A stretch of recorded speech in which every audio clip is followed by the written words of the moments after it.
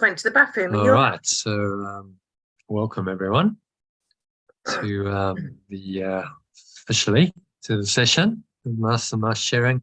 Very good. Thanks for your honesty, everyone. So yeah, just thought let's have a look at our email for today.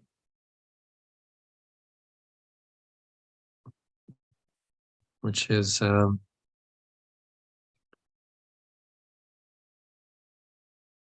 there's a quote, a bit of teaching, and then we'll go into the lesson 23, which is about attack thoughts.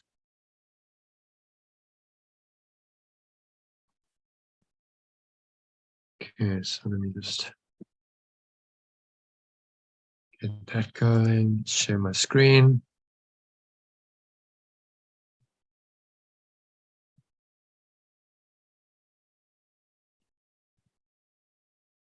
Okay, can everyone see the screen? Let's just page up there.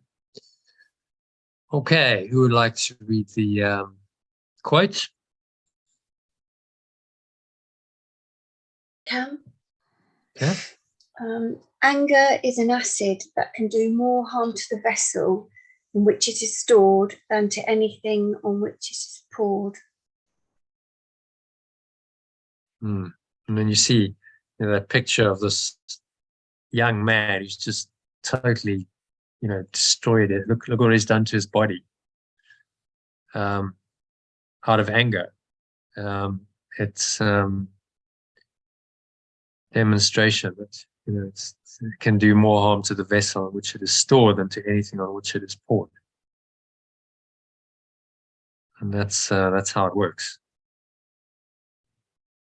So we know anger is behind a lot of disease, cell autoimmune diseases that where the body attacks itself. Yeah. Usually anger is behind that, because all attack is self-attack. So as Mark Twain says, all attack, and Yeshua explains in the Course in Miracles, all attack is self-attack. So it damages the person being angry more than anyone he or she is feeling angry towards. And then in today's workbook lesson, he says that, someone else read that, each of your perceptions.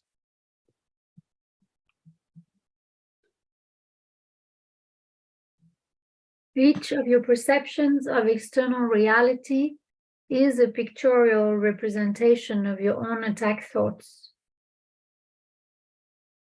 Oh, wow. I mean, that's a mind blower. It's just like, whoa. Oh, yeah, I had a question actually around the attack thoughts.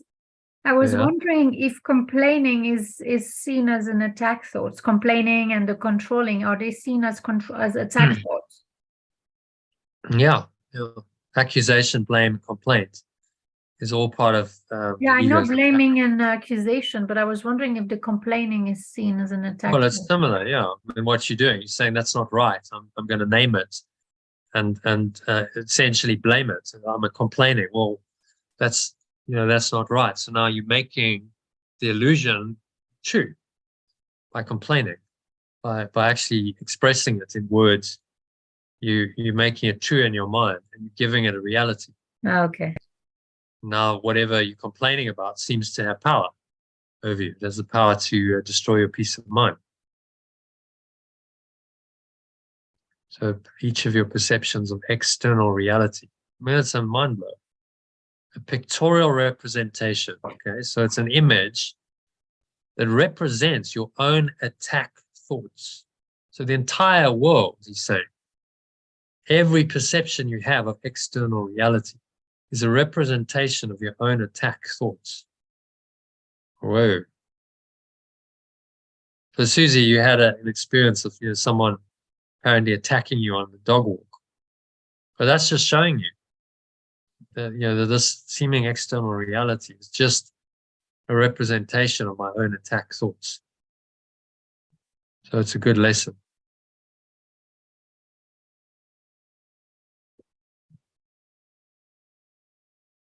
So he's trying to teach us just how entrenched anger and its related attack thoughts are in our minds, and therefore the seeming reality of our experiences in this world.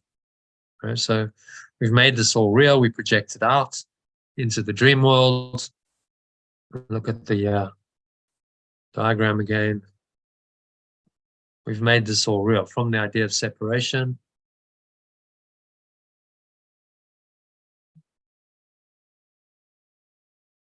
Must come guilt, the guilt and the sin that we feel for destroying love, then create fear of punishment, and the fear leads to attack. We then feel we're going to be attacked, we're going to be punished, and then attack is real in our minds, so we can also attack. And we end up attacking others, and in the attack, what we're really trying to do is project our guilt onto them. So accusation, blame, and complaint are the projection of the ego's guilt onto someone else and say, you did it, you're the guilty one, God's going to punish you, not me. So I'm off the hook. The guilt and the sin is yours, and I get to keep my separate identity without the guilt. That's the ego's game. Of course, it doesn't work. Yeah. The control is like wanting to control as well everything, or need to control your life, or need to control. Sometimes wants to control a situation. Is this also a attack thought?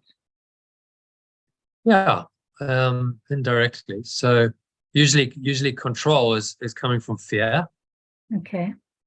So you have this fear, and then the ego says, well, just keep this tightly under control, and then you manage your fear, then you feel safer. And then usually if someone's doing that, they're trying to control their reality, and they're trying to control other people's reality. Yeah. Which is coming out of fear is actually just an attack thought. Okay. They're actually attacking true reality, which is the God, love, pure formless awareness, by doing it, because that's already in control. That's the truth. And now they attacking reality by trying to usurp it and take control themselves. So yeah, it's an attack thought, just maybe not always overt, but usually control and fear, and then attack go hand in hand. Someone's really controlling, they're often quite attacking. Yeah. Critical and attacking. So if that's there in the mirror, you just look at it and see it for what it is. It's part of the ego's thought system that isn't true. That's showing you the illusion and trying to justify the separate self with fear, guilt, fear, sin, anger, attack, and the whole thought system. And that's all the ego's ever trying to do, is just perpetuate itself, just get you to believe in it and say, yeah, this is the truth, this is reality. Yeah. But we know better now, fortunately. Okay, so we'll back. Thank you. Yeah. So sugarcoating, he's trying to teach us just how entrenched anger is related attack thoughts are in our minds, therefore the seeming reality of our experiences in this world. So, Susie, what you shared, it's just you're seeing the depth of this thought system and the insanity of it, and just how nasty it is and how attacking it is. It's vicious and it's unkind and it's attacking, and it's a bit shocking, but it's necessary. You need to see that in order to undo it. And then sugarcoating a world that is a projection of guilt, fear, and attack thoughts will not help you find peace. So trying to say, well, it's all okay, it's not so bad, says the ego, is not going to get you out of it. It's not going to help you transcend it. You have to look at it for what it is, very honestly, and say, this really is not worthy of my mind. There's no way that this thought system should have any space or time in my mind. So I'm willing to let it all go and undo it all and completely go into loving awareness. That's the only answer here. This has to be all undone. So you must see it for what it is, and it's not a pretty process. It's challenging and it's difficult because you see this raging monster in your mind. It couldn't just be over. Can't I just let go of it? Well, it's a process. Yes, in time you will. but just keep going with this process of mind training, because this is how it will be undone.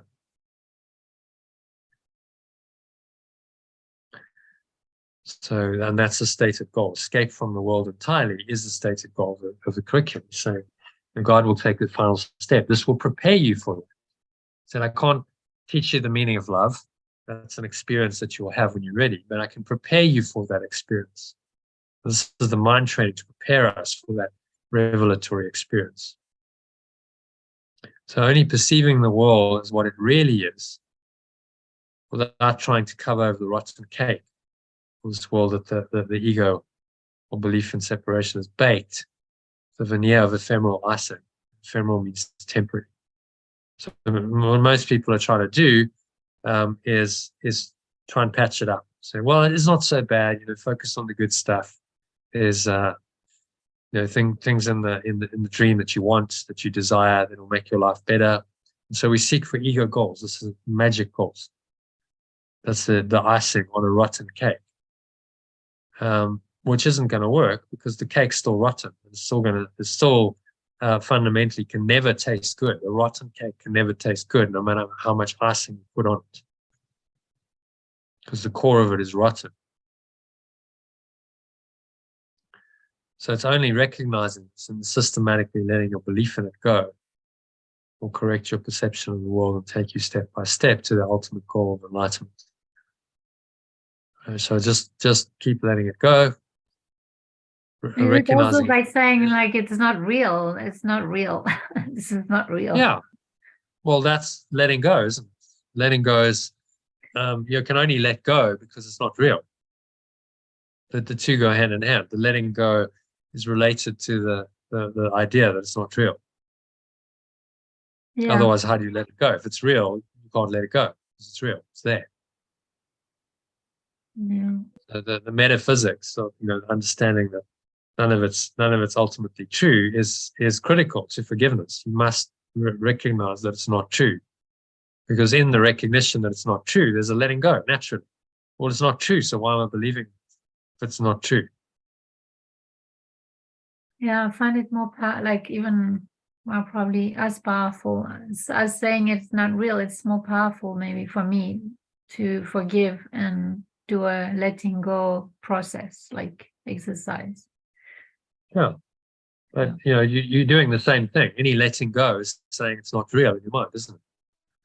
So it's acknowledging it temporarily, looking at it, and then saying, okay, I'm going to release this. I'm going to let it go, which is telling you that it's not real. Because otherwise, how would you be able to let it go?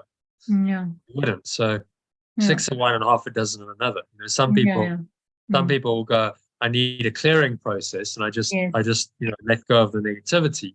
Yeah. And others might just go, well, I just recognize that it's not real, so therefore I can let it go. But either way, you're training your mind that it's not real, because it can be let go of by definition. If it was real, then it would be permanent. It couldn't be let go of, obviously, if it was real.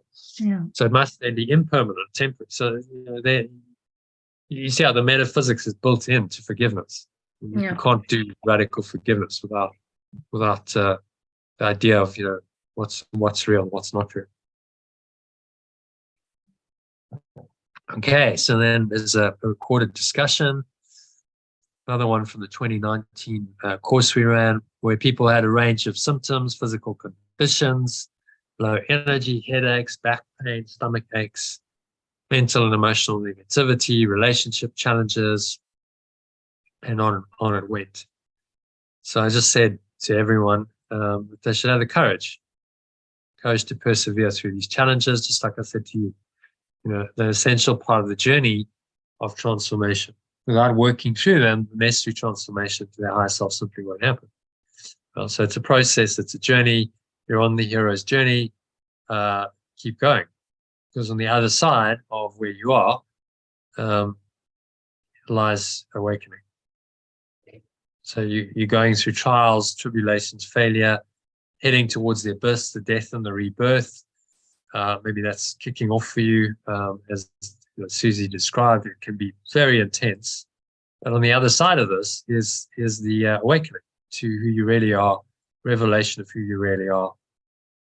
one-ment, and returning to society as a changed person who can really contribute, really add value, help other people on their hero's journeys. So that's what we're going to look at this weekend is purpose, inspired purpose. Okay, so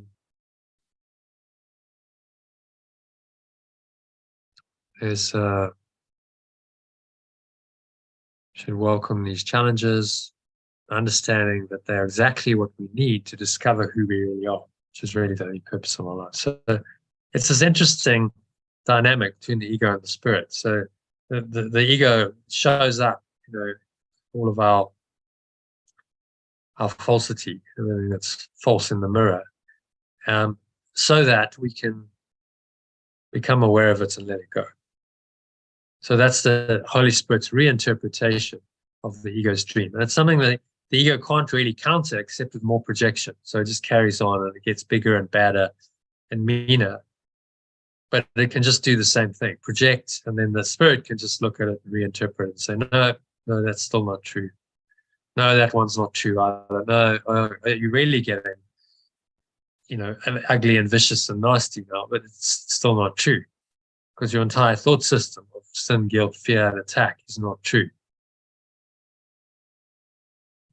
And so there's the undoing. Every time that comes up in its strongest form, you deny it. And so there's the correction of your mind. You're no longer believing it. And that's how you undo this. So you should really be saying to the ego, okay, we'll bring it on then. Whatever I need to experience to awaken. Bring it up, bring it on, because I have the truth that will see me through this.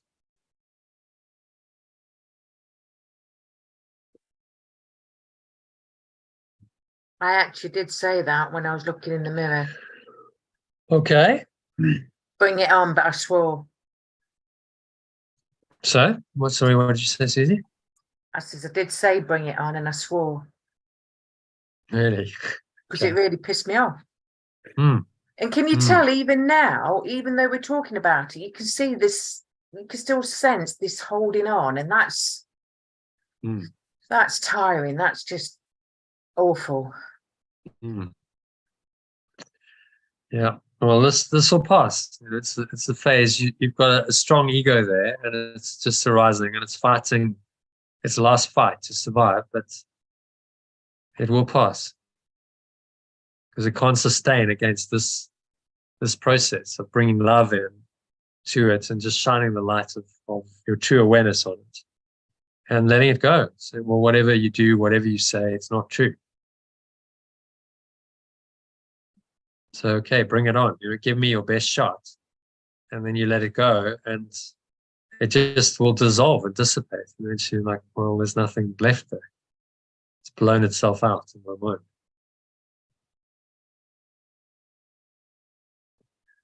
So just keep on. So, yeah, that should be interesting, useful, some other people's experiences. There's a podcast as well. There's an 8-phase letting go meditation, which you can go and listen to, download if you like it. Another session on the rewards of God, which is tonight's reading. So if you can't make tonight, you could listen to that instead. So that leads us nicely into our lesson for today. Start a new recording. Okay, so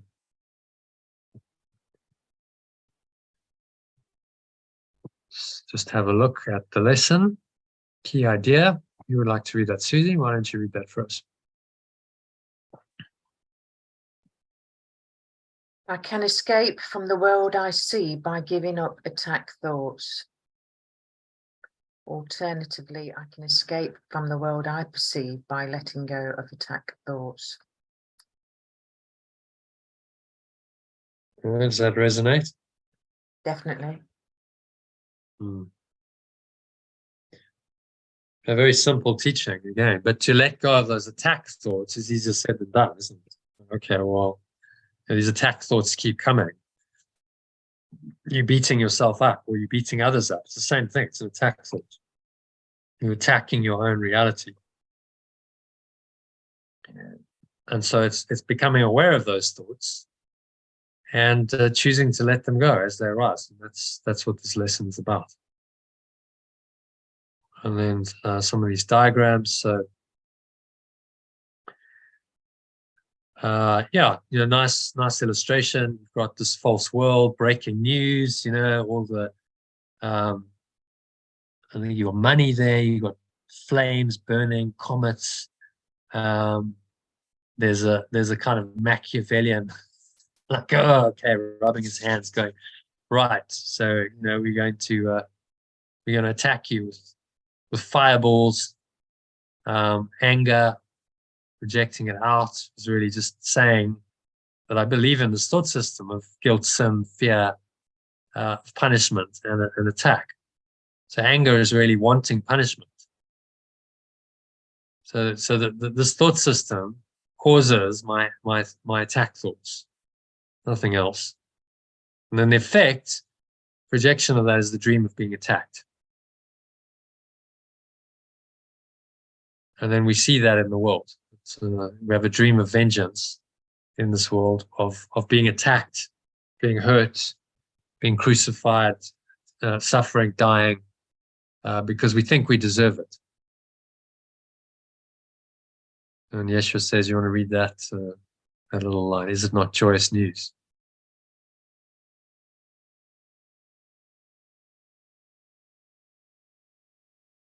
What, me? Sorry.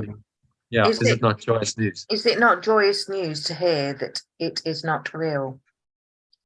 Is it not a happy discovery to find that you can escape? In this lesson, we practice this escape. We look around and realise that we are not seeing objective reality. We are seeing our own anger staring back at us.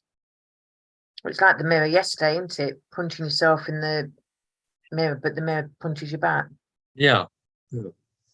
Exactly. So whenever you get attacked from the external, it's the mirror telling you that the dream of vengeance is true, that anger, guilt, sin, fear, anger, attack, hatred, it's all real. Because there's the evidence. But it's all a setup. And then, what's shining through, the me, the true self, needs to shine through.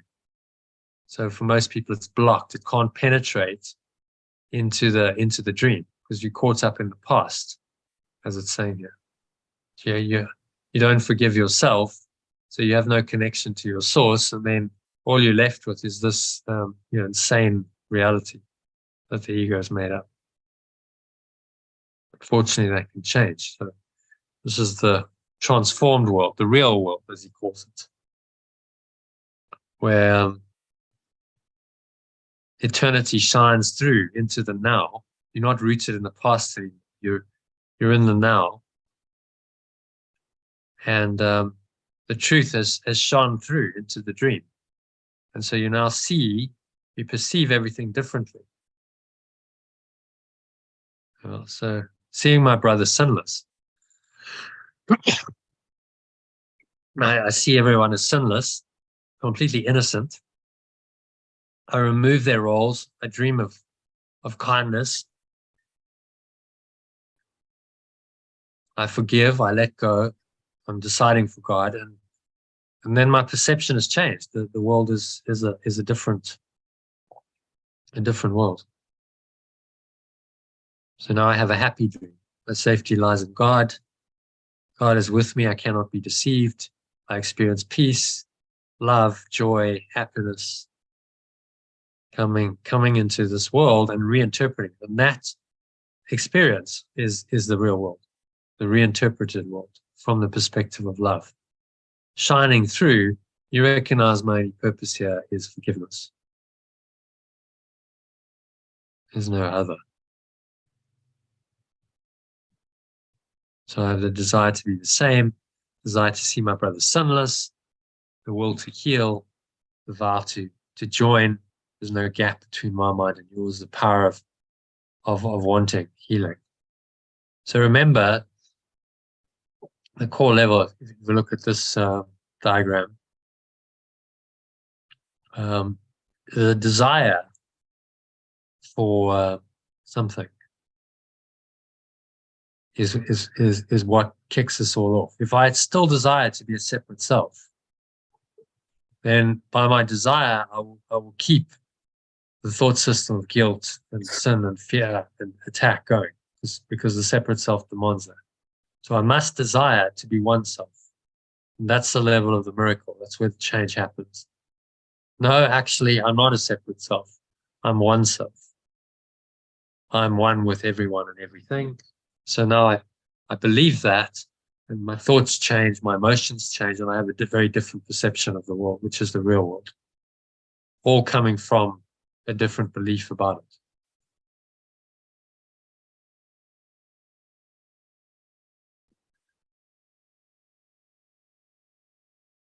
Okay, and there's another little illustration. Thanks for these, Elaine. Elaine's gone. Vision already holds a replacement for everything you think you see now. Do you want to read that? Someone else? Lynn, maybe. Vision already holds a replacement. Vision already holds a replacement for everything you think you see now. Loveliness can light your images and so transform them that you will love them even though they were made of hate.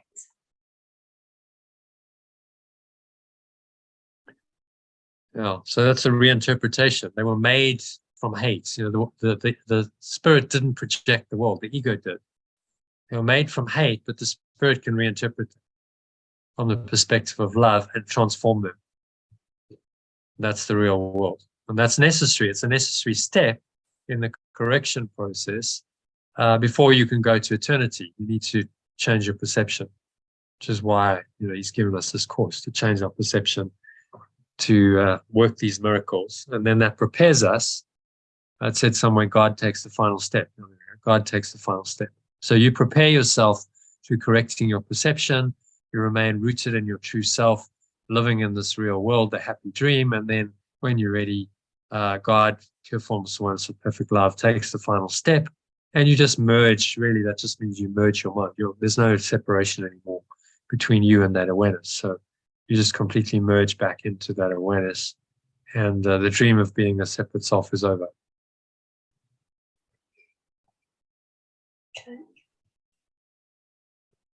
Okay, so the unreal world, you know, these are the thoughts. I'll get you, little gremlins, out to get you, sharp teeth, whatever, I'll get you, parrot thing. My brother's loss is my gain. So I'm trying to beat my brother. I'm competing. He'll die. I don't know, there was the threat of death. There's some Venus flytrap or something there. And then the money is, you know, I'll get more than my brother. It's a competitive thought system. I'll have more. I'll get more. I'll be better than my brother. Someone was sharing with me that you know, her ex was telling her, oh well, you know, I've got a degree. I've got 2 degrees, and you know, I've got more money, and so I'm much more important than you. It's just laughable, but that's the thought system, isn't it? Like identified with form. Okay, so because you've got 2 degrees, that makes you a better person. You know, more functional, somehow better, superior. It's bizarre. It's a crazy thought system, but that's what we've done. We've attached to all kinds of things, false, you know, educational qualifications, money, status, and we go, well, this is me. And you know, the answer to that, I said, you should have said, well, you know, that may be true on the level of form, but you still don't know who you are. So what does it really help you? And those things don't make people happy either. No, clearly, you know, not happy. They're broken up. So, and that's quite acrimonious. So, you know, that's not what a happy person does. You don't create conflict, and doesn't have no idea who he is. You know, you think you're your qualifications, and you think you're your bank account, and you think you're this whole image. You know, it's the self-image that you've constructed and that, you know, you show to people. But actually, you have no idea who you are. And the ego is just running the show, and it's a pretty nasty, unkind, cruel thought system that's running you. So you have no idea who you are. Still fast asleep. And so there would be a level of probably arrogance, pride. If you look at that, I've actually met the kind of question. Yeah, so it's like I kind of got it sorted. I'm doing okay in the world. So there'd be a lot of pride there. And in order for any kind of transformation of that mind to happen, there would need to be a fall. You'd need to probably suffer quite a lot to break down that pride and say, okay, actually, I didn't really know what I was doing. And actually, I wasn't very nice. And I really feel that pain. And now I'm ready to have the courage to really look at myself and start this, process of becoming who I really am. But his pride will block him as long as and all those structures that he's built. He's got a good job and good salary, and he's got 2 qualifications and MBA, and on it goes. All of that is part of the construct that's going to prevent awakening. So, but everyone will get it in time. You just go, well, so in your own time, whenever. Yeah. There will be a time for everyone. Just may not be right now. You don't know. So all you can do is just say, okay, well, I bless you anyway. I know you're on your journey. You're just lost in the ego. And, at some point you will awaken. But I don't necessarily need to hang out with you and spend time with you. If that's the way you want to behave, that's a choice we can all make. Okay, so let's go back here. So do you want to read that? Only happy sights and sounds. Only happy sights and sounds can reach the mind that has forgiven itself. What need has such a mind for thoughts of death, attack, and murder? What can it perceive surrounding it but safety, love, and joy? Yeah, which is powerful reminder. When I tell people, do you have? oh, sorry. Hmm? When I tell people that I go out on my own in the dark, because I love being out at night, the things I've had said to me about people, oh, it's so dangerous, you're not safe out at night. And 100 times people bought me torches, they've bought me those alarm attack alarms and all sorts. So I don't need them, honestly. I've been doing this a long time and I feel very safe at night. I feel really safe out at night on my own. It's peaceful. Yeah, but it's a thought system. They're coming from the thought system of fear and attack. And so then they will interpret the world accordingly. Yeah. And I mean, in the UK, it's pretty safe. So if you go in South Africa, it's just like another level. It's like, whoa, everyone's just paranoid. Fear of doing anything like that. Because someone might attack you, someone might come and steal, rob, kill you. Wow. And then you protect, you defend your life, your body and your possessions. And it's just the construct of the ego. What a mind job. So what's the truth then? Why are some countries perceived that way, and why has it become like that? In truth, why is some countries? Well, there's more ego. There's a higher prevalence of ego in that society. People haven't transcended that base level, and so there's a lot of ego in the minds that then plays out in the society. These kinds of patterns get established, entrenched. Okay. Yeah. So, be grateful. The society you live in, I don't think UK people appreciate what you have. It's amazing. You really have. I'm very grateful. Yeah, quite amazing that you can go out at night and you can actually be safe, and just go, right. I don't really need to worry about that. All that concern about physical safety is not a concern. In South Africa, you'd really have to call on the white lights and go, okay, no, I'm protected, because there's people around who would take advantage, no doubt, if you're on your own. But there are people that believe yeah. that about England. Yeah, exactly. People.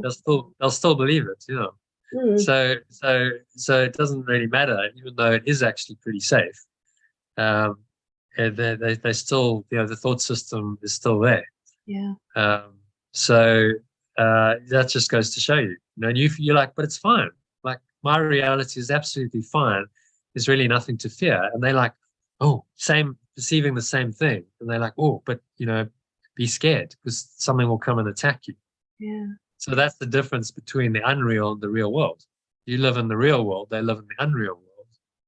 And you can't reconcile them. They're opposite, aren't they? They're opposite realities. And someone in the real world trying to explain that real world to someone in the unreal world, it's like talking to a brick wall. You can't get through because it doesn't penetrate unless they're willing to change their mind. Say, okay, well, actually, maybe you have a point. But then I have to fundamentally change myself and my perception of the entire world, you see. So it's not a small shift that you're asking for. It's a transformation of the mind. So generally the ego just defends and says, no, well, you're wrong and I'm right. And actually, yes, look, there's evidence. People do get attacked. Look at all the murders and the, you know, the rapes and the things that happen in this country. So, you know, I'm right. Well, yeah, if you want to be right, you can be. But you're not going to be happy. No. You prefer to be right or happy. Live in the unreal world, right, in your ego, or live in, you know, recognize that you're actually completely wrong.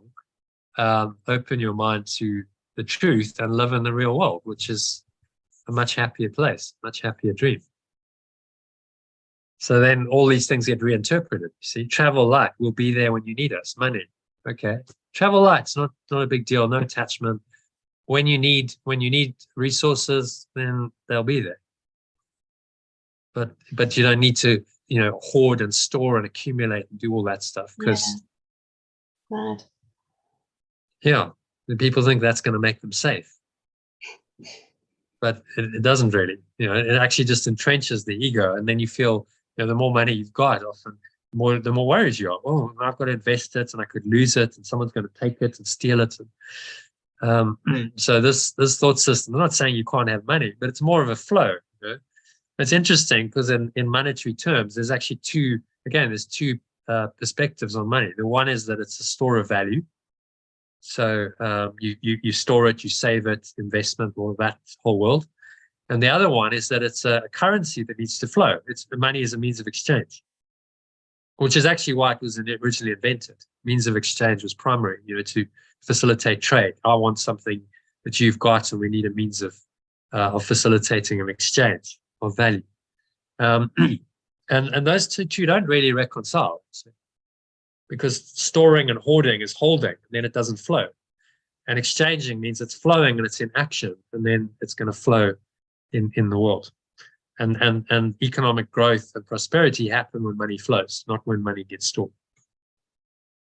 So people just let go of the hoarding, and they went, okay, let's let this flow. Let's be abundant. Then it does. I mean, today I had a little miracle. I'll share it actually. It's sort of related to money. So there's a lady called Mbali who's on the group, and she said, look, I'm self-employed. I mean, you know the story. It's like self-employed, income's a bit unstable, so I'm going to have to stop my membership. And I just said, it's fine. You know, just have 2 months on me. It's fine. You can. She's been around since the beginning. She did the beta course back in 2018. She did the 2019 course. She's been a member for a long time. So I just said, it's fine. Just have it on me next couple of months, and let's talk in 2 months. Don't worry about it. So that was an act of generosity. It was like, okay, don't worry about it. Just let it go. I'm not attached to the money. And then she paid me.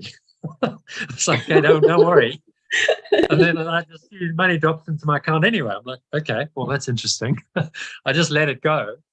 But if I'd said, okay, well, all right, let me know when you've got some money and you can come back.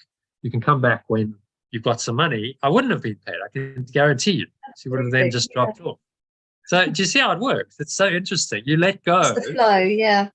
Yeah, I let go. I said, okay, I'm not attached. It's fine. Just have it on me. Let's talk in 2 months. It lets a flow of abundance come. It's quite extraordinary. The more you let go, the more that happens. That's so true. That's what happened to me actually last Monday. The lady, she couldn't pay for the meditation. I said, oh, don't worry, it's fine. It's just, whenever. And then she paid you. Well, she paid me like 50 euros, but it was for like another extra session. So it was more flow coming by acting the way you just said. Letting go. Yeah, by exactly. letting go. Yeah. Yeah. So we'll be there when you need us. Okay, I'm not attached. I know even if you don't have a lot of money, I certainly don't have fortune in my bank account. Yeah. But it's like, okay, it's an attitude, isn't it?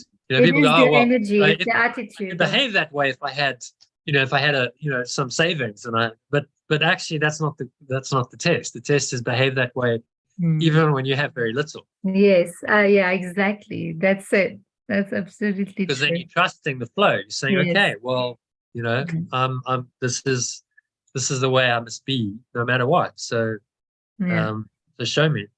And that's often a challenge for us because the ego kicks in and says, oh no, but you've got to be careful here, and you've got to manage your money, and you're going to run out. And it's a story, as the story goes, scarcity, and you have to correct it and say, no, that's not true. Yeah. But if there really is this infinite source of abundance, then why do I think that these resources are limited? Why do I think there's going to be a scarcity or a lack in the future? That must be an ego program. That's why I felt I was being tested that day last week, actually. But I was like, no, I let go, I surrender. Yeah. Just completely let it go and flow with it and see. Yeah. And then it comes. So amazing. Yeah. That's how it works. Just really trust. You give it to the spirit. You say, okay, you manage. Isn't it so liberating? Yes, right? It you is. manage my finances. Very free. I'm not in charge anymore. You do it. Because I did it and I made a mess of it. It's like, clearly I can't do it. So you do it. You show me how to manage money. And you show me how to manage my relationships. And you show me how to manage everything, in fact, because you're going to do a much better job than I will. And then I can just let go and just allow it. It's going to, okay, something else is in charge. It's okay. That's the happy dream.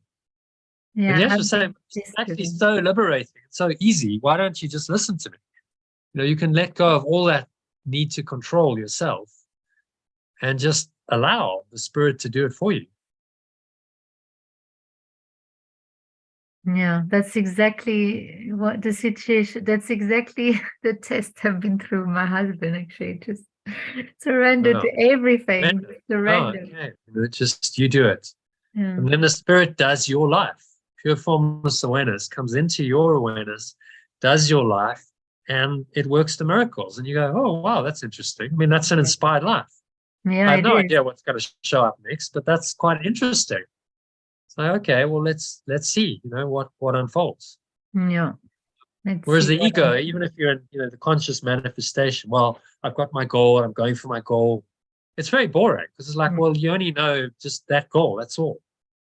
There's no surprise. There's no like, oh, wow, something completely surprising and miraculous could happen. It's just, no, that's my goal. I'm fixated on it. So it's very limited. That's why I was surprised. Actually, you asked that question. Actually, where do you see yourself in 5 months? You asked that question at the beginning, I think. Yeah, it's just an exercise to get you to go out of your current, to look beyond your current situation, really, to go into an alternate view. But if you're fully present, how would you even foresee or think about the future? Because right now I'm fully present, but I can't even think about like project myself in the future because I'm present. So I'm not even thinking of any goals right now. Yeah. Just thinking in my present state. Then you could access that, what I asked you to access in 5 years, you could access it right now. Because actually you are accessing it right now. If say do the exercise, go into 5 years, actually you're in that state right then when you're drawing the picture, See what I mean? It puts you into that reality. And we just use time as a device to go, okay, well, maybe you can't quite believe that now because your current situation is seemingly quite, so you think you need time in order to do that. You think you need 5 years. For what? For the change. That's why I say 5 years, because that's Oh, no, most I people. believe we can change instantly. I really believe in change. But understand, not everyone does. So that's Oh, yeah. exercise one. Yeah. Like, Yeah. okay, so let's just start with baby steps. I'm not going to Yeah, ask yeah, you to believe it now. It's just like, okay, in 5 years, that's a reasonable length of time. Most people would say, okay, I can see in 5 years there could actually be a chance for that kind of change to happen. And then you go there. Actually, it could happen in 6 weeks or less. Yeah. It's possible because it's a change of mind. Yeah, it's a change of mind. Because when you are fully present, then you open yourself to the all possibilities and opportunities. Anything is possible. Yeah. Yeah, but it starts with, remember, that's exercise one. It's like, I don't know any of this. I'm assuming someone comes in and they're not quite there. So it's like, okay, well, let's just start with baby steps, Yeah. Because if they knew they were there already, then they wouldn't need the course. They wouldn't be on my. That's true. The whole point. If they're already there, then they're like, I don't need the course because I'm already there. So I don't need to learn what I already know.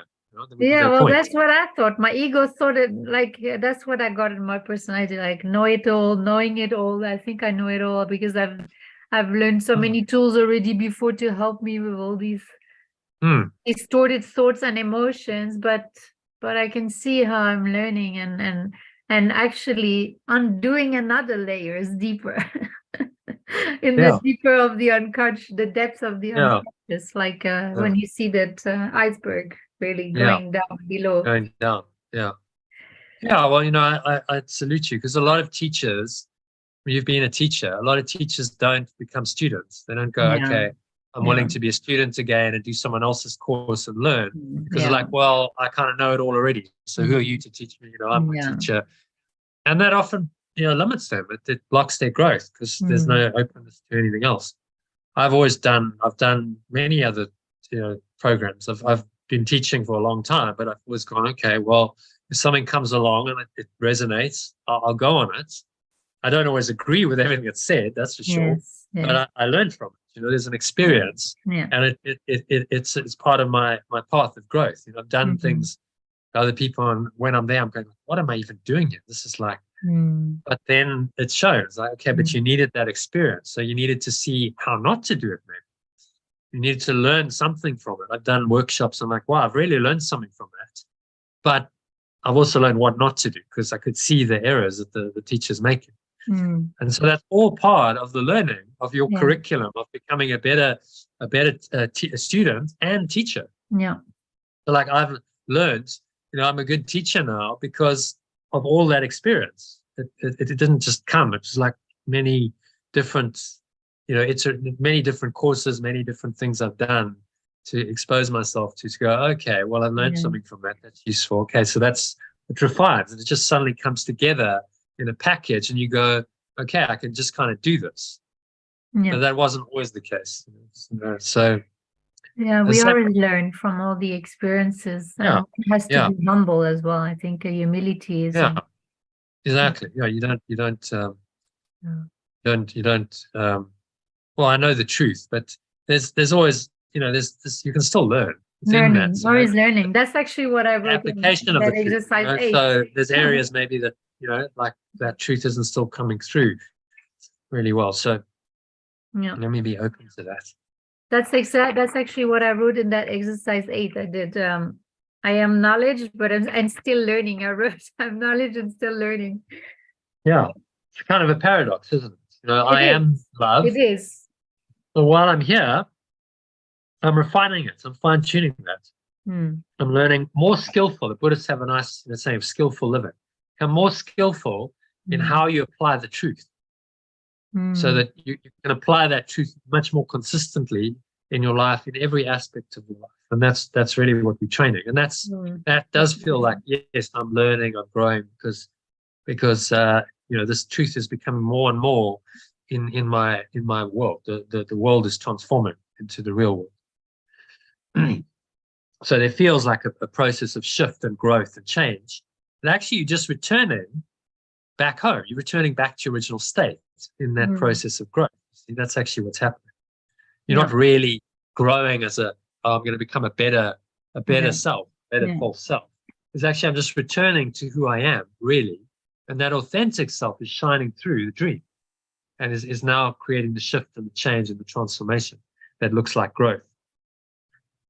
And that's actually my journey back home. Yeah. So as I go home, I progress in the journey. It's kind of weird. You're going forward, but you're actually returning. Yeah. Returning home, but you're going forward in time, on the timeline. Because it's in another dimension. In fact, I've got it in the timeline. Did you listen to the song Peaceful Change? Because that's what it says. Let's move forward together. Yeah, I did, but I listened to it again. So we move forward in time. Yeah, it is. On the timeline, but actually we're returning home. We're going out of time as that happens. So we're going into the transcendent more and more. We're returning to this other reality. But as that flows into our world, our dream changes significantly. The events and circumstances get recombined, changed in helpful ways. It becomes more beneficial, more miraculous, synchronistic, beneficial. Because this awareness can only love, it can only bless, it can only help and heal. So there's no attacking intention. There's no negative intent at all. Which is why it can only bless. Why the at-one-ment is not a double-edged defense. There's no downside to it. It's just only positive. Okay, and then reinterpretation of that diagram. So travel light will be there when you need us. I'm not real. Come home. So any fear of death is not real. The nasties in the world help us, but be careful of our fangs. We can't control them. Okay, so it's like, be vigilant. You're not going to be a doormat and just let people use and abuse you. You recognize that it's really just a cry for help, and you help if you can.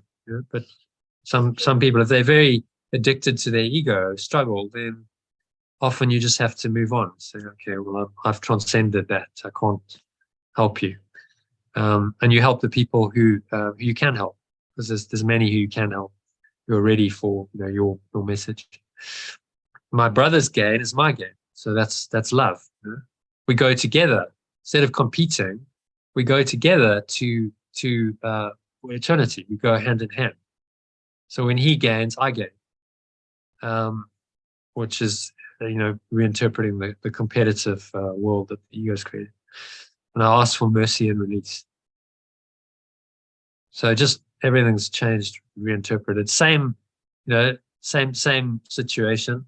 You've got the plant, everything's still there, but now just the light shining through it. That's the real world. So it's quite a nice diagram. That demonstrates, the actual circumstances haven't changed. You still see that world, but it's just got a light shining through it. It's a different perception of it. Okay, so shall we read just a couple of paragraphs? 4 paragraphs, I think, 5 paragraphs, and then we'll do the practice. So who would like to read paragraph 1?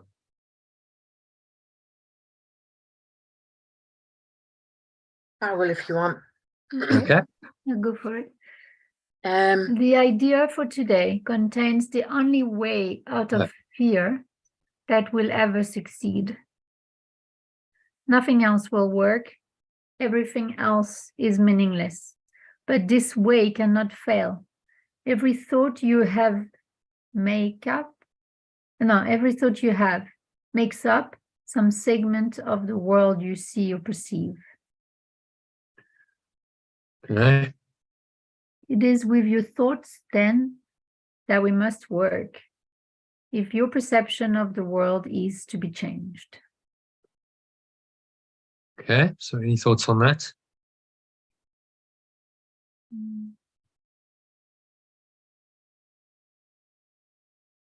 Yeah, it's really letting go of the fear that's causing the attack thoughts.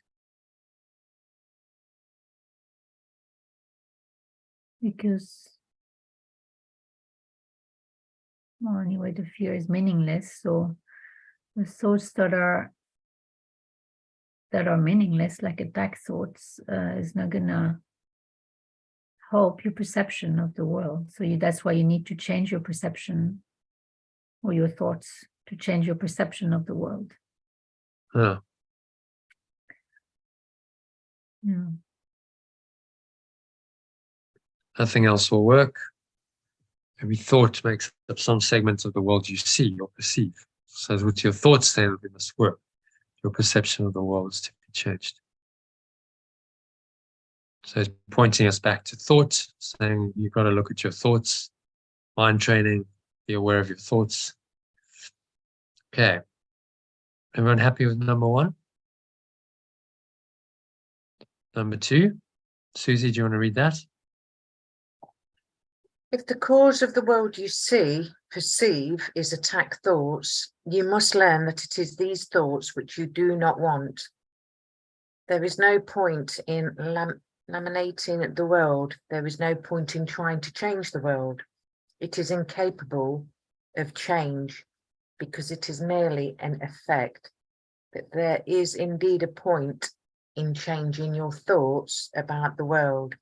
Here you are changing the cause. The effect will change automatically. Okay.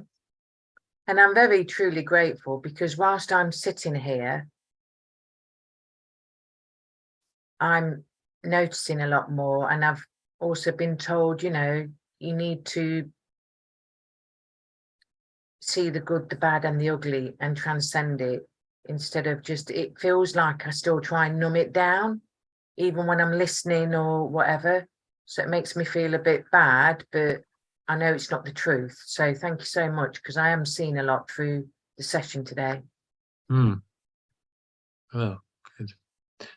Thank the Holy Spirit. It's just showing you. It's going to reveal more and more of this truth to you, to awaken you. I don't realise I'm doing it. So obviously part of my mind still wants to sleep. It wants to... Wants to remain in the attack thoughts. Yeah. Cause of the world you see is attack thoughts. I mean, it's a fundamental statement of how this world came about. The cause of the world is attack thoughts. Well, we projected it all out. The guilt that we felt and the fear that we felt because of the guilt and the sin that we thought we committed of destroying love was projected out in this attack.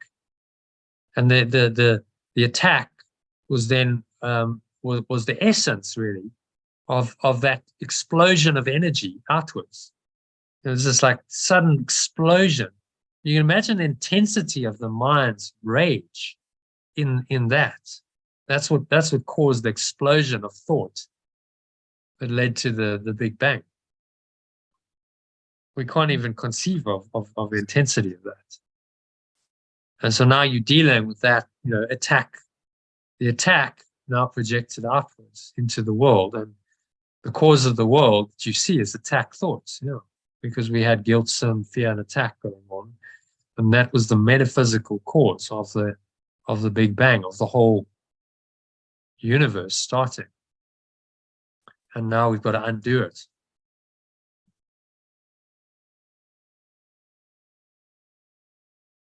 And he's telling us exactly how to do it. No point in trying to change the world. Is incapable of change because it's merely an effect. So this, you know, whole save the world, change the world, but you're focusing on the external, that's never going to work. But there's indeed a point about changing your thoughts about the world. Because thought is foundational reality, right? Integral model. This interior quadrant, this is where it begins and ends in our thought. What's going on in here? So this is where the course is primarily directed, to this high subjective thoughts, emotions, memories, your state of mind, your perception. And then he talks about behavior, but only in relation to thought. Okay, so your behavior occurs as a result of thought and feeds back into that. But the change of mind must come in the internal I. So who am I? Who am I? Who's thinking the thoughts? Who's seeing attack and hatred and fear in the world? Who fears? Who suffers? So that's something you can ask yourself, Susan. Who's fearing now? Who's attacking now? Now, if you sit with that question, you keep inquiring, the ego will be exposed. You'll see that the who that you thought was attacking is actually false. Who's beating me up now? Who's telling me these ugly thoughts?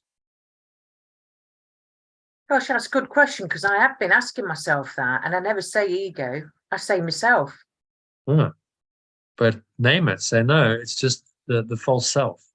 The ego, the false self, the little self, the imposter.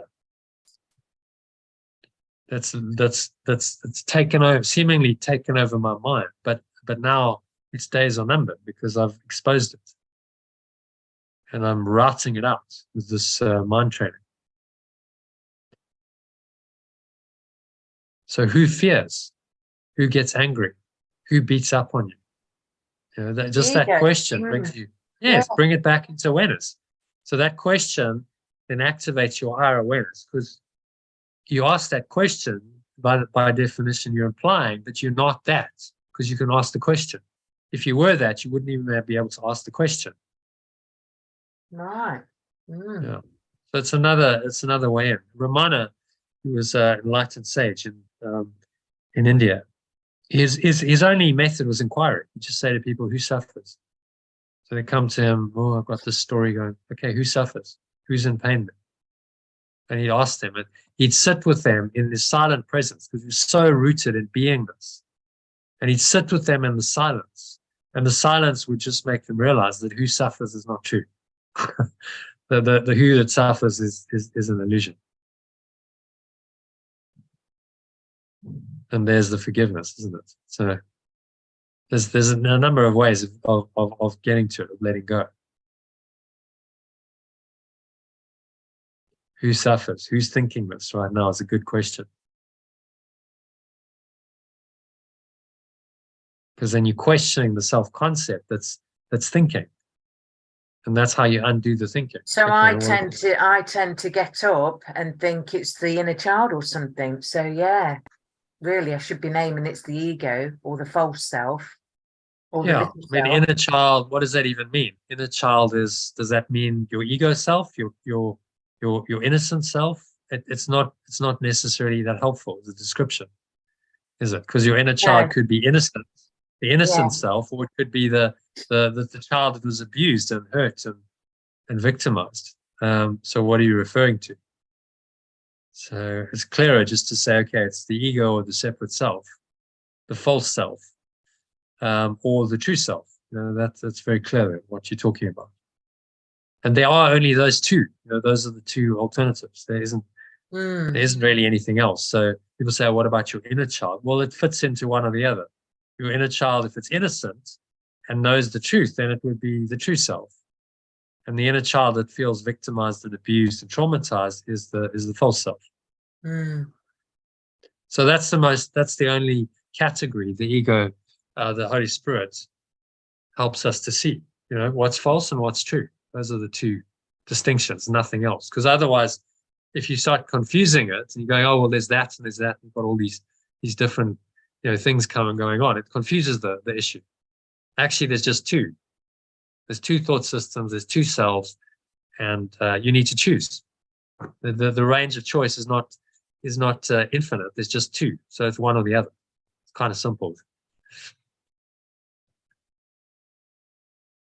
Whereas the ego will tell you, oh, but there's so much, you know, very complex, and get you sucked into separation. And then there seem to be multiple options, many paths, many different, you know, beliefs.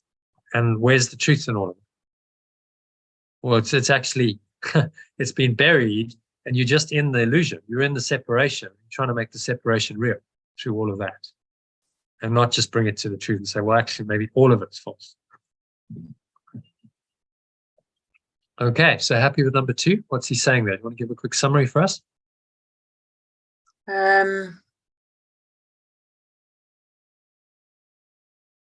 It is your thoughts that are attacking you, and it's what you're seeing in your own mind, nobody else's.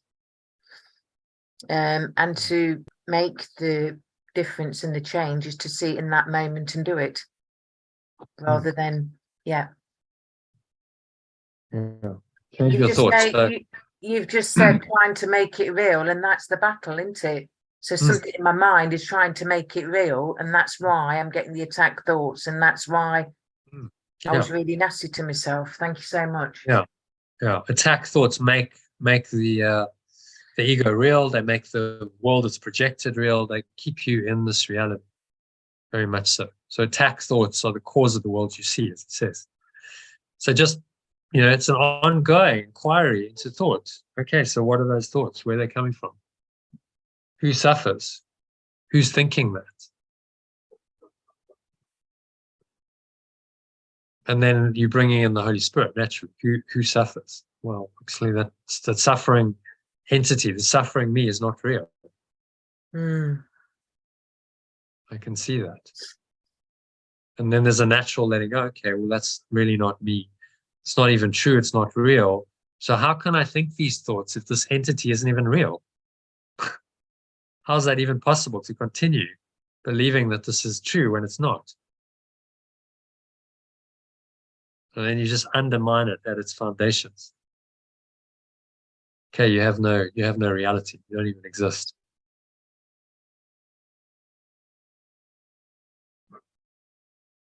Okay, so let's move on. The world you see or perceive. Who wants to read the third one?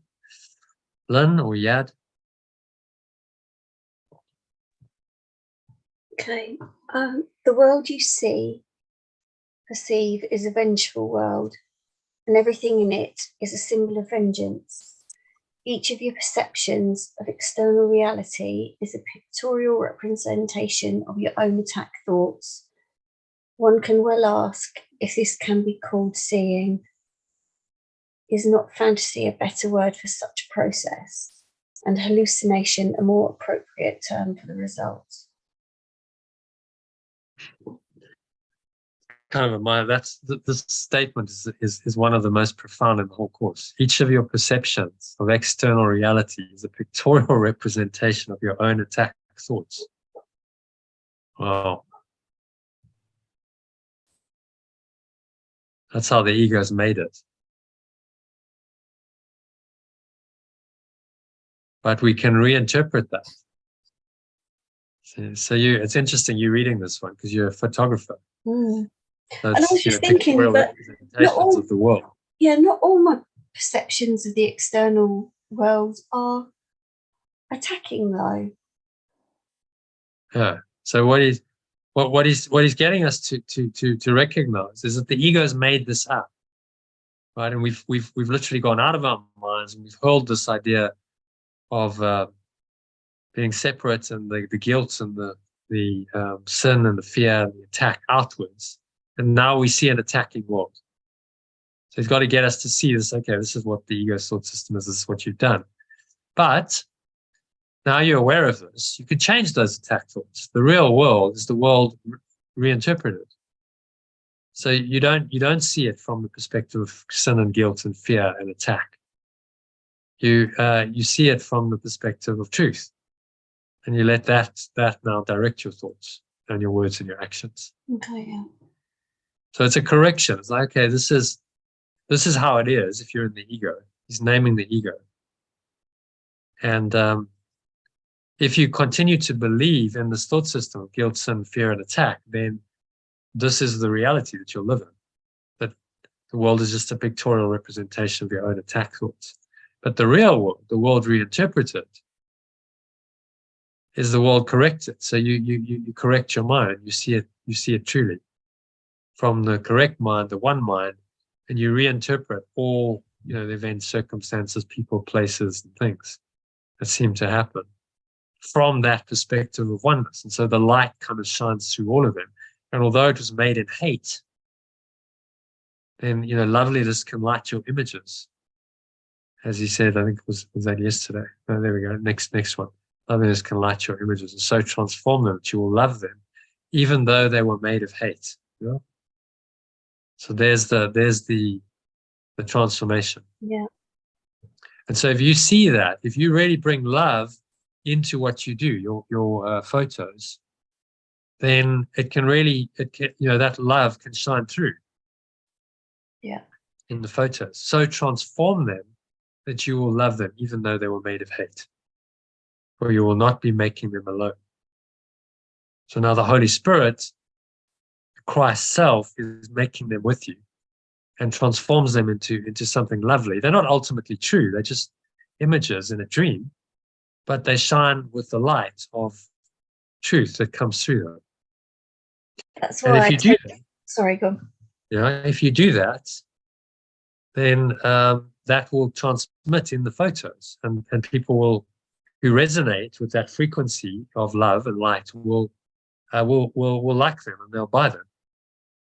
Yeah. Because there's something in the photo that appeals to them. They may not even be able to say consciously, I don't know what it is. That photo of the feather is beautiful. It's just like, you can see there's something coming through that that's deeper. It's not just the feather, it's the light. It's the intention that so that's so interesting, isn't it? The intention you have when you take the photograph is encoded into the photo forever. Yeah, 100%. Do you get that? I think you do, don't you? I do totally, and that's what I was just going to say. This is exactly why. This says a lot about me, but this is why I will take pictures of rats and pigeons and things, all the things that people moan about and kill, and because I see them as beautiful still. So I'm going to get a beautiful picture of them, and that's what I posted today. And people are like, "Oh yeah, lovely pictures," and but in a different light, people are like, "Oh, that's a rat," and they're all just that's the kind of things I like to do, changing those kind of perceptions. Yeah.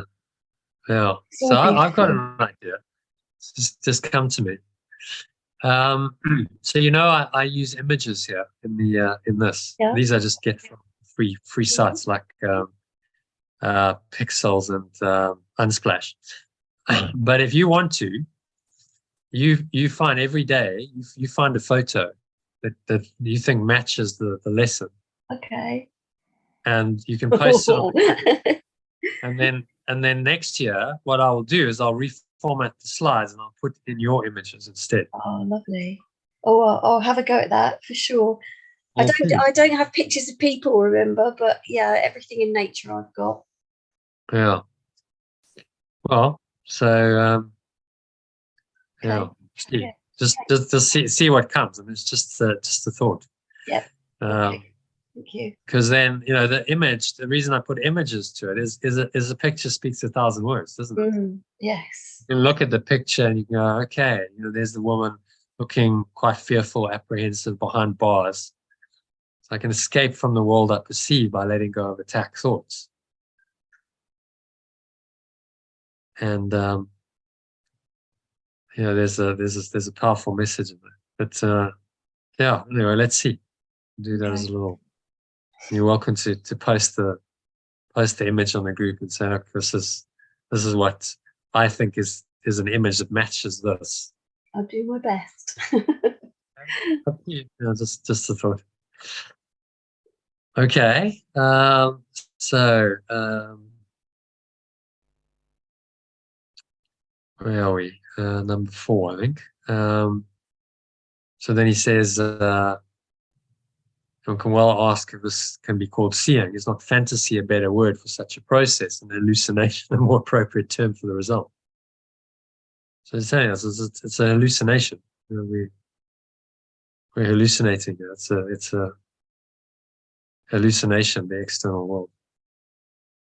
COVID's the classic example that fits in with that.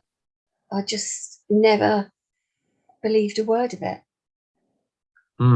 But then for all the many, many people that did, obviously that was tricky.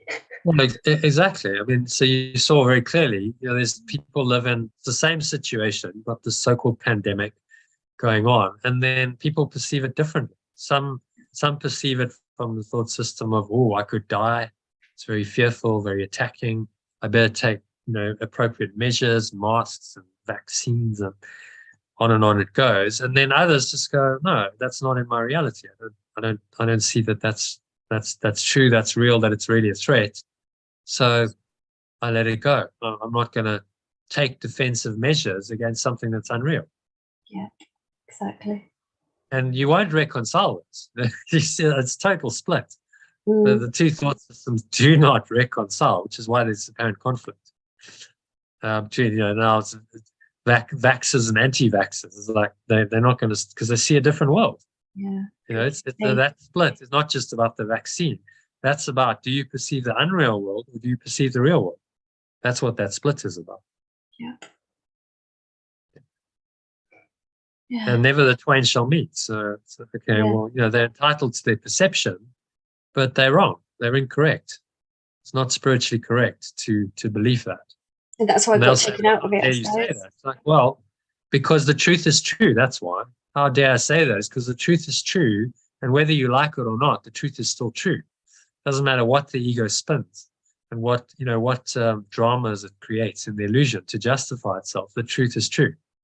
That's why we can say you're incorrect, because that thought system that sponsored COVID is not true. It's a false thought system. And you have to say that. That's not arrogant. That's just standing in the truth, saying the truth is true. Because if I believe that thought system, then the truth is gone. Then I'm enslaved as well. And then there's no hope. Well, I did say it, didn't I? But that is what got me sacked from 2 jobs. So that was like the ultimate of being taken out of that perceived reality, I suppose. Yeah, that's good though, Lynn, isn't it, that you did that? Yeah, it is. I can see it now, Susie, but I'm still left with that little bit of pain lurking inside me somewhere. I mean, my son's in mental health at university. He's been a nurse, and he was made to take one of them, and he says he felt he didn't want to take them. And I was lucky because I was working from home and I refused to, but my hubby and my other son did. But I'm not here to force them. I'm here to love and nurture people regardless of their choice. But everyone must make the choice. I didn't agree with it. Yeah, it's completely wrong to force anyone to do something, to say you have to take this. It's a denial of your free will. It's the ego's control, saying, well, if you want to fit into our system and be a mental health professional, then you have to take this. How dare they? It's completely. Look how many people lost their jobs, and now they want them to come back. Or it's a bit of a farce, really. But but it's a 2 thought systems. See, so that's the only conflict in the world is between these 2 thought systems. And you just see it playing out in all these different situations, like COVID and the issues of you have to take it for trying to force and control. That's the ego. But what they actually did was they liberated you. Yeah. To be very grateful, because they liberated you from a system that wasn't serving you anymore. So yeah, I can see that. There's still that bit of is it victimized? Because it was 6 months unfairly treated, of being really badly treated. Being the only people in the home who wouldn't get the financial bonuses and things like that. The ones of us that weren't vaccinated, we didn't get the profit share bonus, and we didn't get the. Wow! So that's just discrimination. It's just total discrimination. They were able to, because bonus is discretionary. So it's just left me with that. I haven't quite got rid of all that yet. A lot of people will be claiming compensation in a few years. I'll tell you that now. Yeah, well, lucky. You can see it. But just let it go. It's like it's whatever. It's okay. Just give what is the ego's to the ego. When Yeshua was asked about should we pay our taxes, gave a brilliant answer. He said, well, give what is Caesar's, because the coins were Roman. So give what is Caesar's to Caesar, and give to God what is God's. They're different realities. So all of that stuff, the money, just okay, whatever. You have it. I'm not interested, because I have the truth. And I ended up being able to take pictures all the time and looking after people's dogs and cats and stuff. So I can see the magical bonuses of it. Yeah, it's insignificant. I have an inspired life. So thank you. for Yeah. setting me free from the corporate slavery that I was in, and that was necessary to free you. So, you know, there's no need for any resentment, because it was absolutely necessary for your next step in your journey. So they did you a favor. Yeah, I know. So I you can. can I see can that. see it. I'm wondering what I'm left with, so I'll delve into that at some Well, point. it's just a sense of a separate self that was attacked, wasn't it? And you felt unfairly treated Yeah, and abused. But actually, the truth of it, if you look at it from the Holy Spirit's perspective, Bigger was you were being picture. liberated yes. from this false thought system, so that you could, you know, Be go on free. your next phase of your journey. You could start doing something more inspired with your life. You Yeah, could start spending more time learning this kind of stuff, yeah, doing a course like this. You know, it was all necessary, although painful at the yes. time. All true. Yeah, No, but actually, was it, you know, nothing was really bad. What they did, it was a manifestation of the ego, but the ego is not true. So they couldn't really hurt you, attack you, or abuse you.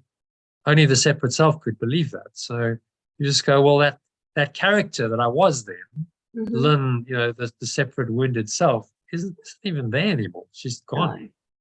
Doesn't even exist. So why, you know, there's no anger or resentment left, because she doesn't even exist. You know, Lynn is now just the avatar being done through by the spirit. So, and that was all necessary. It was all part of the process. Yes. Yeah, I can see that most of the time. Hmm. Oh, well, just remind yourself, I am love. You know, when the ego comes calling and wants you to go back into the thought system of resentment and anger and so on, just I am love. Remind myself, I am love. That's all. That's the only truth. That's still true. It will always be true. It's true now. It was true then. It will be true forever. Yeah. So you're just perceiving then a vengeful world, you see. When you allow that to come in, Yeah. you perceive the vengeful world, and it Yes. doesn't feel good, does it? It feels like, No, it oh, feels I'm threatened. horrible. Horrible. So why would you want to hold on to that perception? Does it serve you at all? No. So just drop it. It's like, no, that was just a misperception. That's all. The whole thing was just a false dream, misperception. Let it go. Now I live in the real world. Yeah. Okay, so next one, number 4. Let's ask Elaine to read. You can read number 4 for us, Elaine.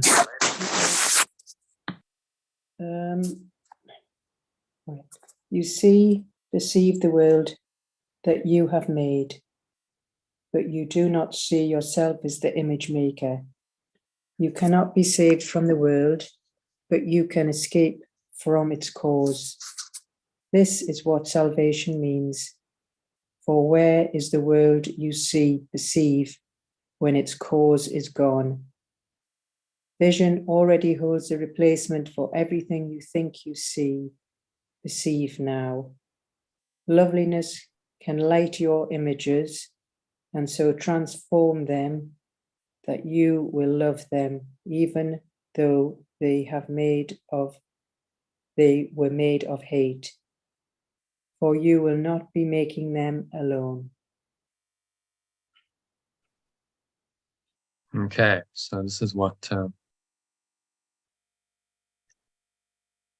awakening means. Salvation or awakening. You cannot be saved from the world, but you can escape from its cause.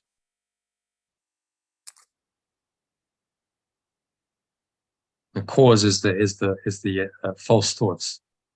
Attack is really just a symbol of the ego. It symbolizes that whole thought system.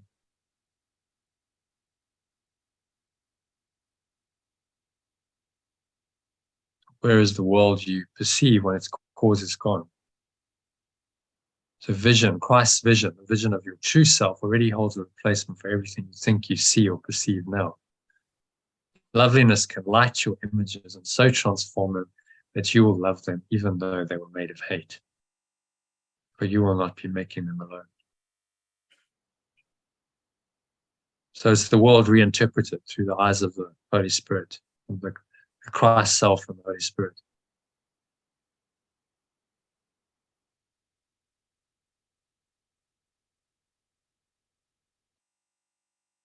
So any other thoughts on that? Anyone?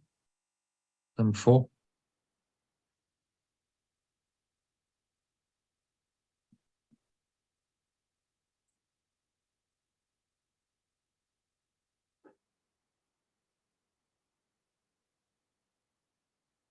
Just very interesting, isn't it? You can escape from its cause. Yeah. And that cause is all in the head. Yeah, it's in your mind. Mm-hmm. So you can change your mind and escape from the world. So simple, really. Just a thought system. But we must face the ego's thought system and expose it for what it is in order to do that.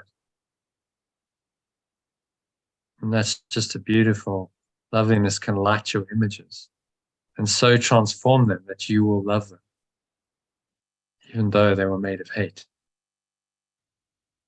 Yeah. You will not be making them alone.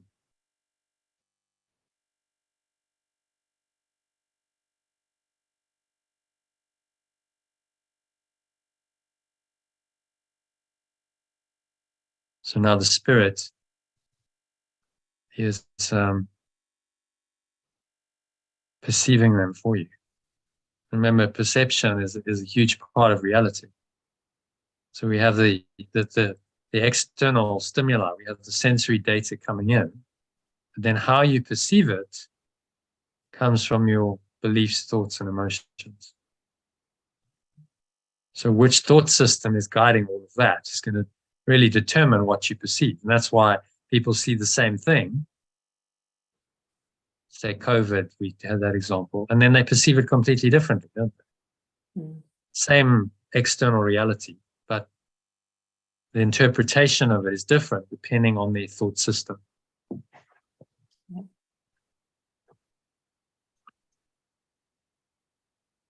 Okay, so Elaine, do you want to summarize number 4 for us? What's he saying there in brief summary?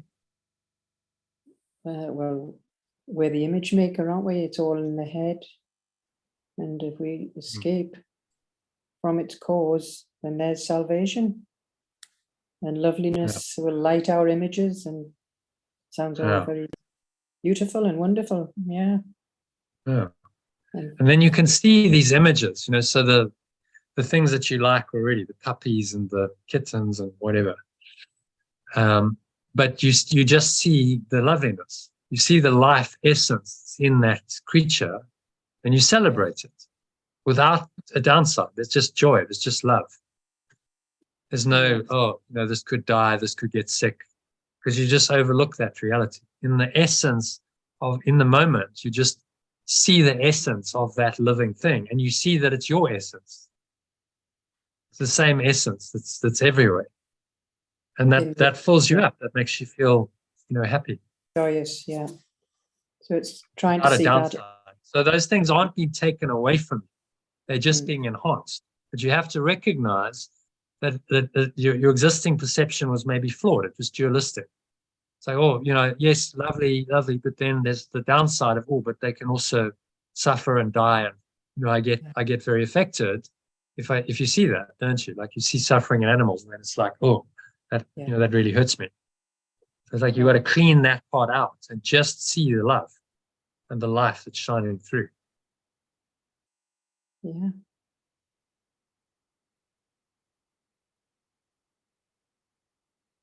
Okay. Yeah. And remember, just a reminder about the projection perception. So you are the image maker. We project out from our belief in separation into the external world. But that's all happening subconsciously. So we're influencing the matrix without even knowing it from our subconscious programming. That happens unconsciously.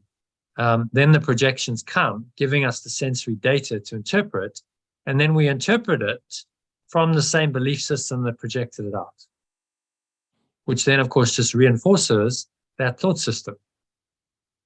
And that's how the ego's maintained itself. Round and around we go in the loop of projection, perception. He calls it a game of mirrors. So you mirror, you project it out there, you see it in the mirror, and now the mirror shows you that it's real, so then you believe it. So emotion, thought, belief are strengthened. And this becomes a chain for the mind. The illusion binds the mind into its false beliefs. And now you're saying, no, I'm the image maker. I've created this on one level and I'm perceiving it on another. So my mind is actually split, but I don't recognize it. And this is a hallucination. It's a fantasy. This is all self-created, imagined reality, which isn't true, which is confirming a false belief system in my mind. So that change in perception, this is where the rubber meets the road. I can change my perception because I can't directly change my projection, but I can change my perception, which then changes the emotion and the thought and the belief. So I dig down, and then I change the core belief, and I get to the desire of my heart, which is to be one rather than separate. That's the level of the miracle. Now I've changed the mechanism of projection, haven't I? What's now going to go out into the world is different. So I've actually rewired projection as well. The ego might fight its last battle and say, okay, well, I've really got to throw everything at you, the kitchen sink, because I'm really under threat. So then it projects all this stuff out, and you get this challenge and what seems like something overwhelming in a crisis. But that's just the ego trying to defend itself. But in that is its undo it, because now you can perceive it correctly. You can say, okay, this is just another attack thought. It's not true. It's not real. These emotions of fear and attack and so on are not real. The thought system behind it isn't real. I'm not really a separate self. The belief that I'm a separate self who deserves to be punished isn't real. And you're correct. And then it's undone. So you see how it works. How the Holy Spirit reinterprets this projection, perception mechanism of the ego to free you. And so now it becomes positive. You change your mind, and then you get miracles showing up. Because that same mechanism of the mind that projected all the nasty stuff is also going to project or extend the good stuff. That then comes to bless you, that tells you, oh, actually, that change was a good change. So I was on the right track, because look at what happened. And then that ripples through perception, emotion, thought, belief. It strengthens this faith in this new self. And so you use then the illusion to strengthen and perpetuate the true self. And so that's the turnaround. That's the real world. Is that clear? Yes. Yeah. Okay. Number 5. Idea for today.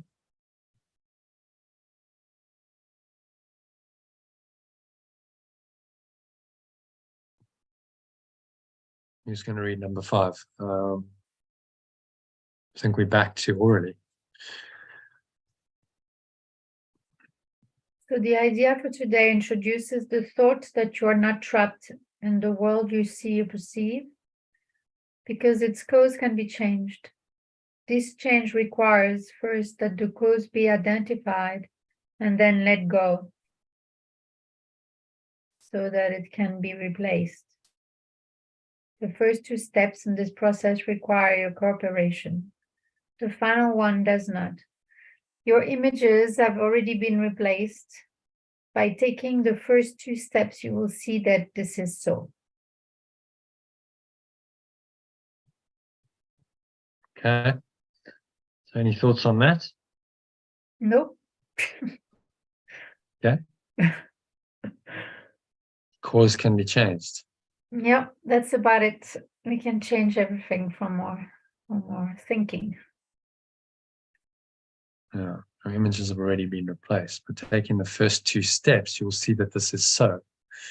So it's like these false images have already been replaced. It's actually a done deal. The script is written, and now you're just kind of catching up. You're correcting your mind, and this real world that's been waiting for you for so long reveals itself to you. Yeah. Oh, it's been And the revealed light. already. It's been revealed. Yeah, and the light, that underlying, the images have been replaced by truth, but that light shines through the dream. Yeah, I've seen the light. I've light shines seen through. experienced the light as well. Yeah. And you start experiencing, this the true self and the domain of heaven Yeah. coming into this world through what you see and perceive here.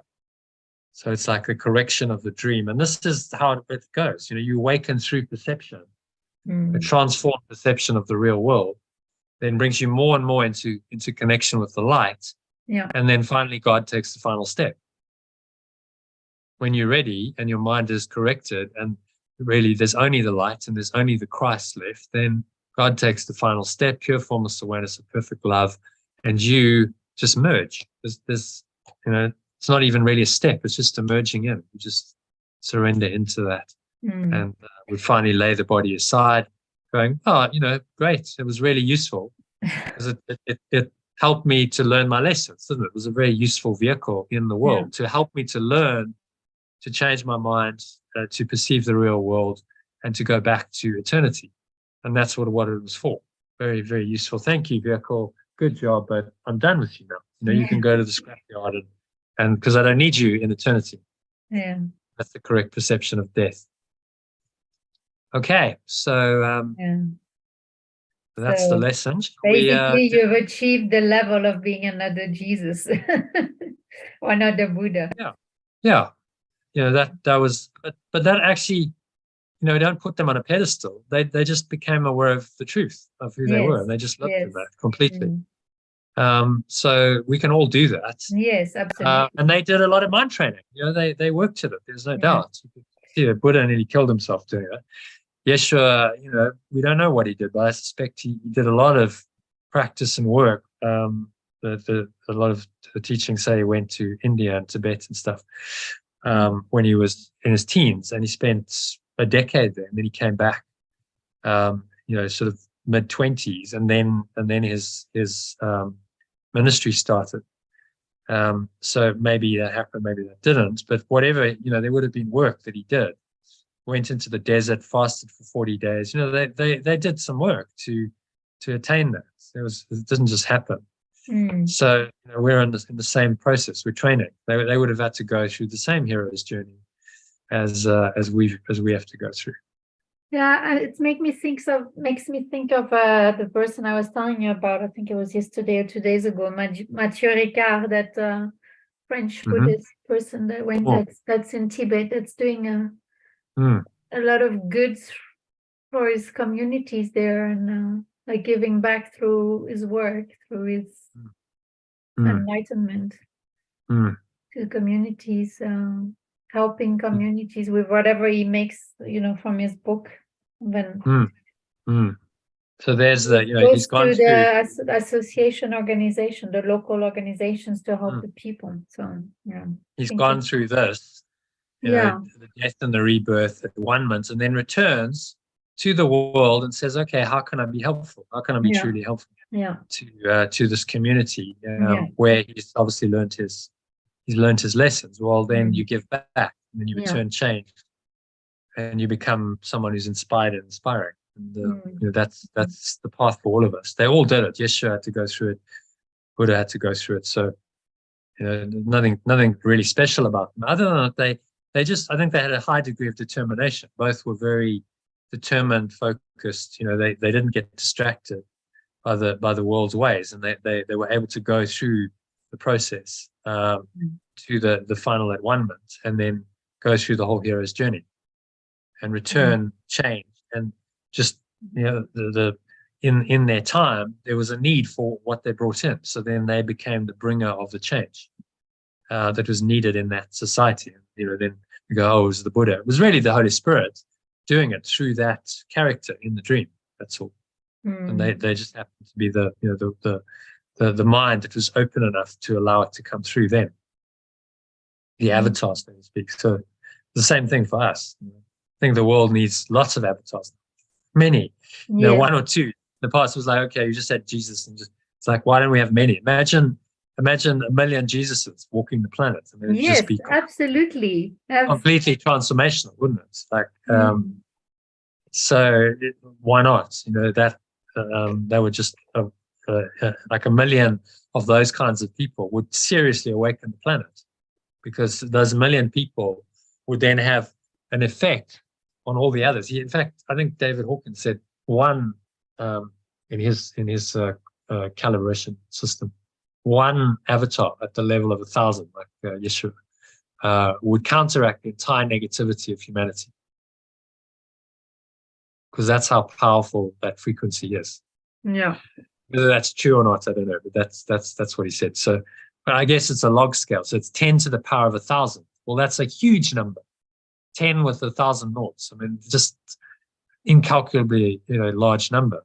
Log, sorry, the log, what does that stand for? The log of 1,000? It's a log scale, so it's not linear. It's not like 1,000. It's 10 to the power of 1,000, Oh. you see.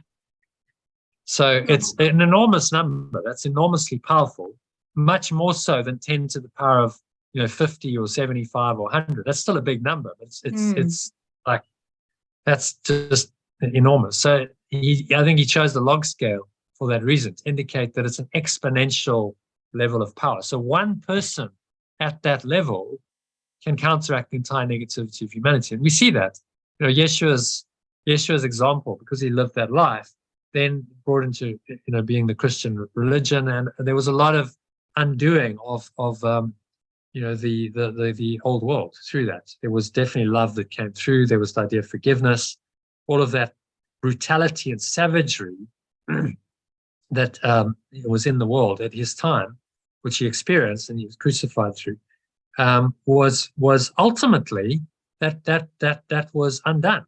Because now we live in a society where that's not acceptable. You can't crucify people and just kill people and stone people to death. It's not okay, So it's kind of, there's been an upgrading through his intervention. But okay, the base level is now a lot more conscious, and it's actually entrenched in our laws. You can't do that.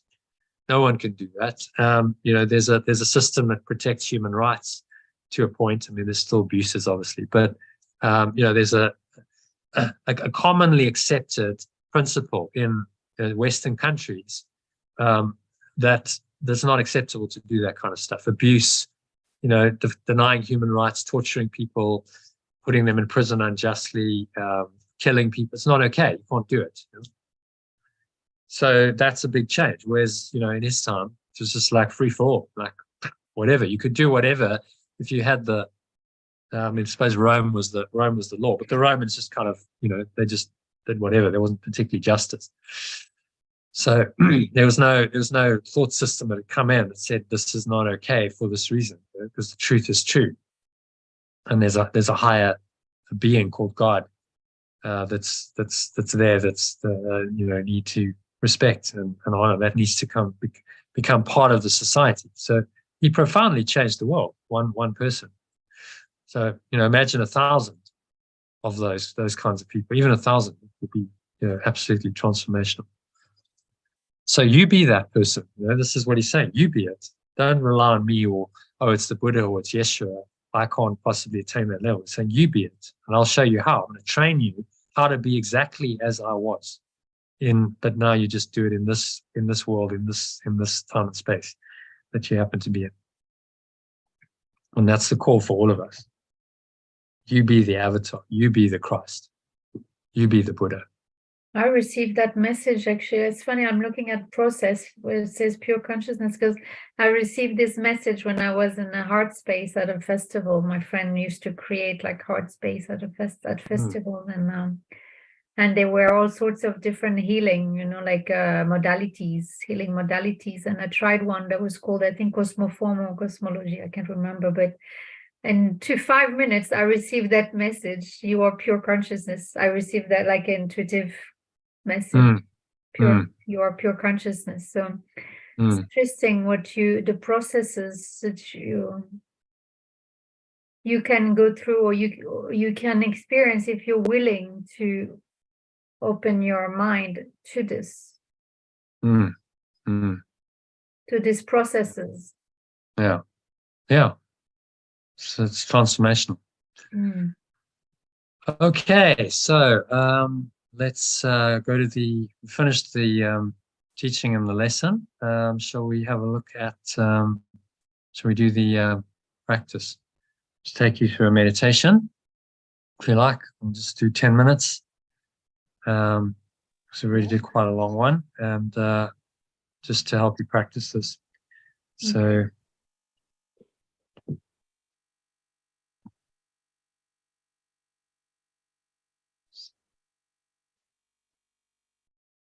I have to go. Okay, no problem then. You go. Thanks for joining. What am I doing? I'm doing new.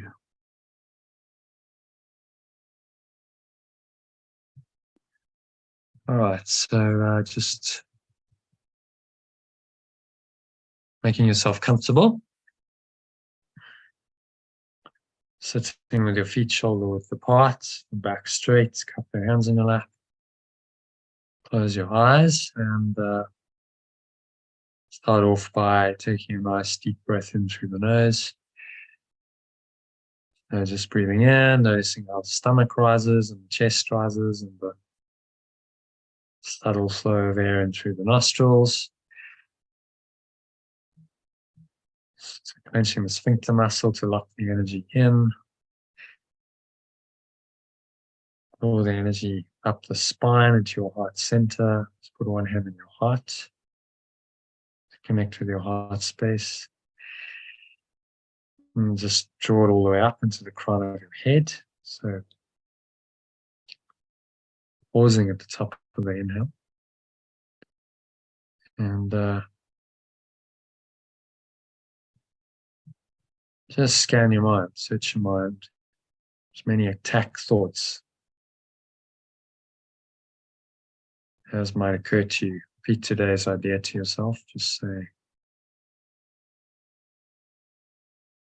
I can escape from the world I perceive by letting go of attack thoughts. And then just be aware of any attack thought. So attack thought would be any fear, any anger towards anyone, any irritation, resentment, even a minor grievance, frustration, something that's all part of this thought system of attack. So just be aware of it, bring it into mind, breathe into it.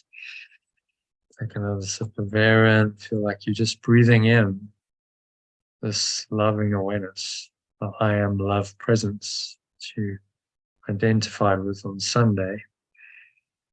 You just breathe it in, mixing in with it to your heart center. You might want to put one hand on your heart just to feel into that space. And can you feel there's a dissipation of this attack thought? Say, I can escape from the world I perceive by giving up attack thoughts about, name whatever the attack thought is about. This person, this situation. You can escape from the world I perceive by giving up attack thoughts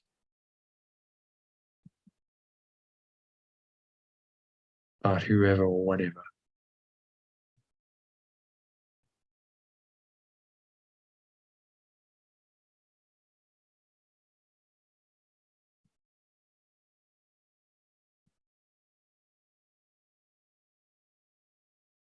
Just rest in that, exhale,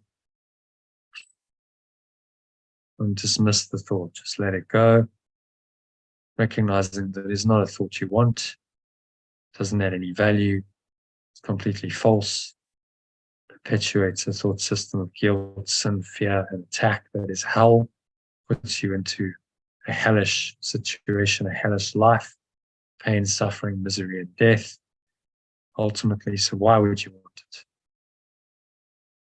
Just blow it away. The breeze of your breath into the nothingness that it really is. Going, gone.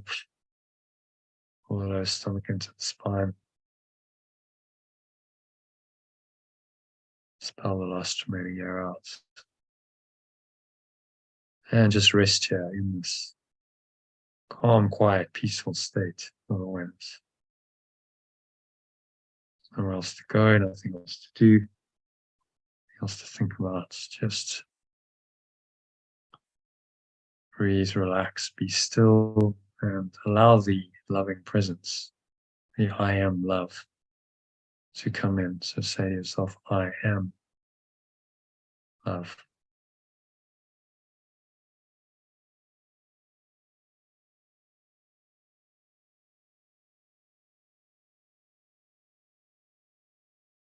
I am love. Just allow that to arise again in your experience. Just washing everything else away, washing everything clean.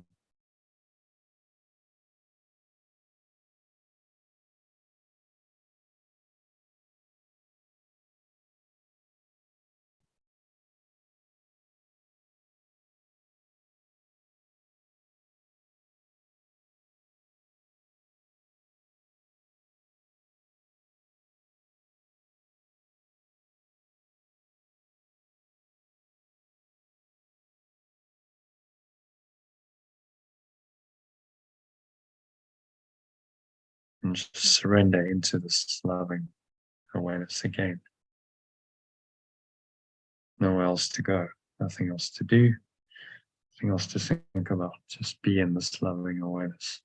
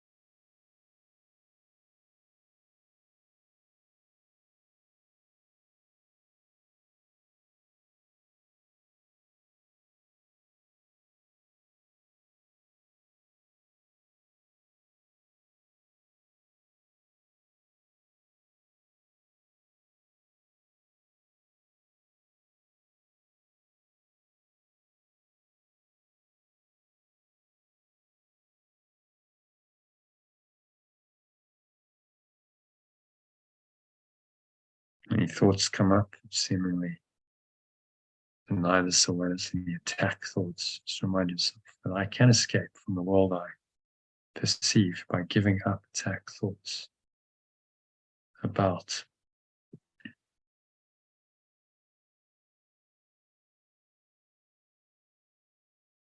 whatever it is.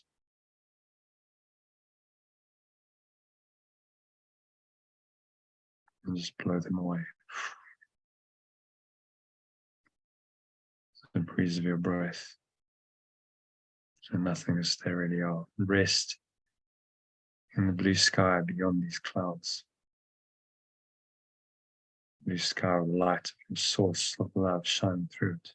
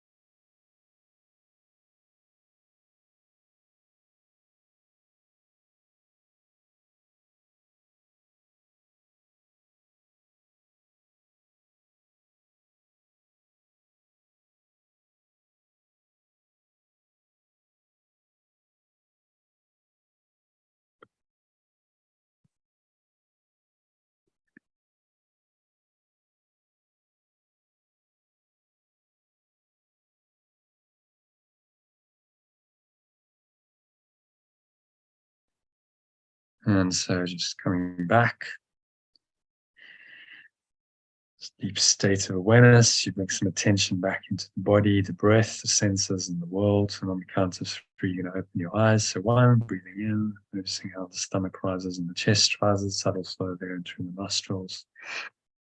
Pause at the top of the inhale again, scan your mind. For any attack thoughts, there's nothing there, just enjoy the empty, spacious, peaceful awareness. If there's any kind of fear or scrap of frustration or anger in any form, observe it and just remind yourself, I can escape from the world I see by giving up or letting go of attack thoughts about whatever it is.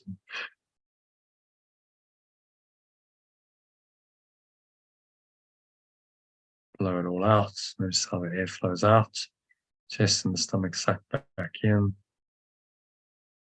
The weight of your body pressing down into the chair, your feet touching the ground. Notice what you're feeling with your hands touching. Maybe there's a subtle taste in your mouth, smell in your nose.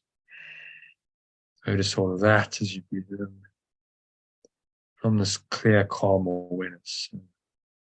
Just pure awareness streaming through. This loving awareness is always there. It's the ground of your being. It's who you really are. It goes with you wherever you go. You cannot be without it, and attack thoughts have no power to obscure it. And so it is. And then on the count of 3, open your eyes. Just look around for a minute, looking from this awareness of the world, and you can see the light shining through everything. If you don't interpret, label, name, judge the objects in the room, it's just all very peaceful. And so the world that was the pictorial representation of your attack thoughts has been reinterpreted into the happy dream, the real world, which is just reflecting heaven that lies beyond it.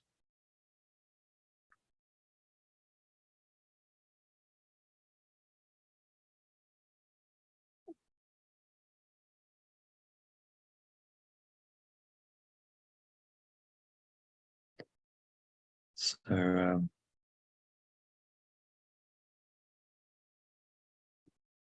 just anchor the state in, set the intention to stay here for the next the rest of the afternoon and evening.